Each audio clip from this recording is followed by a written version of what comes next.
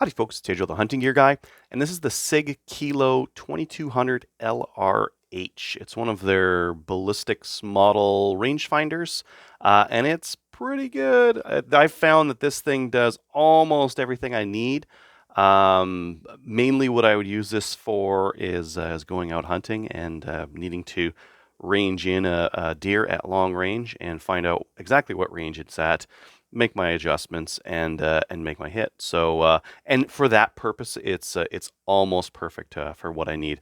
Why it's perfect for that is I can range reliably out to further than I want to shoot a deer at, and you can use Bluetooth and an app on your phone to upload your ballistics data into this thing, and then make your hit on the deer. It'll say, oh, it's at X amount of meters or yards, whatever you want, and then it will give you the correction that you need to dial into your scope or hold over. So it'll say, oh, it's at this many meters, that's 4 MOA up, or whatever the case might be.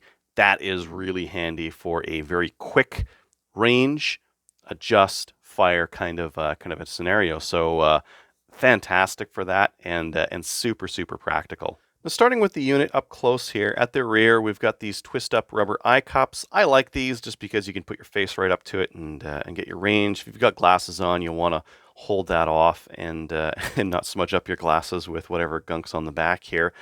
We do have this focus ring up at the top here. It's quite slow and you need quite a bit of pressure, and when it's cold, boy, it's hard to move, and it just has this tiny little rubber nubbin that you use to move it back and forth. So I found that a little bit difficult to use, especially in the cold when I'm hunting.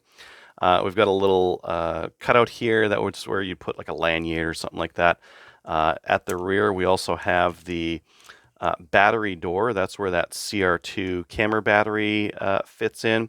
And as well, I don't know if you guys can see, but etched inside there is kind of a label of how to put the battery, which is pointy end down. On the left-hand side here, we've got this mode button, which you don't actually need to use that much. You use it to set up like what mode you want to go into, but I found once I've got this thing loaded up with the ballistics information that I need, I don't really need to touch this one. I mostly just touch that one, the range button. That's where you hold, and I prefer like a 3-finger up here and then one on the zoom ring there, focus ring rather. And then my middle finger is hitting the range to hit whatever I want to. At the front, we can see the optic and the laser aperture. Now, I don't know if you guys can see that, but there's a little bit of green tint that you can see on the front of this thing. On the back, when you're actually looking through it, it's got quite a blue cast to it. I don't really like the color that it produces.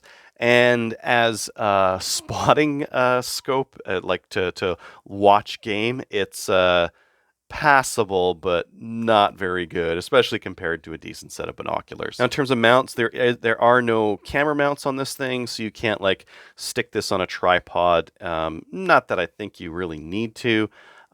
This is really best to be handheld, and if anything, you can just brace it against a post or something like that.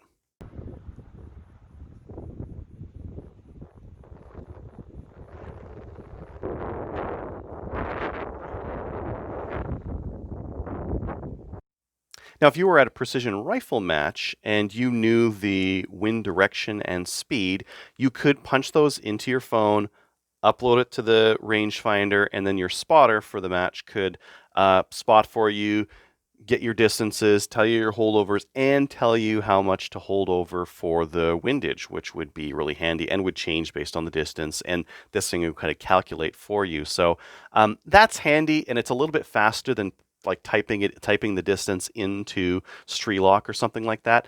So I think the speed and practicality is pretty high with this thing. Primarily for myself, that's the only mode I would use. Yeah, it's got some other ones that'll just do distance, but if you're using it for that purpose built, I'm lasing something and then I'm going to make adjustments in fire. Adjusting for the ballistics profile for the gun you're using is fantastic. It does support multiple profiles, which is also kind of nice, and they're all controlled from your phone. Your phone just hooks up to this thing with Bluetooth, and once you're done that once, you don't really need to stay connected to it. I guess if you were to, if you're at a match and you need to like constantly adjust for atmospheric conditions and that kind of thing, you would need your phone connected to it. I believe these things can be hooked up to some of the Sig scopes to also automatically illuminate like where to hold over, but I'll never know because I'm never going to get one of those. But that's interesting. Primarily for myself, I'm using this for practical ranging and then making shots out at further distances than you'd want to just eyeball for distance. And it's perfect for that and fits my needs very nicely. Thanks for watching.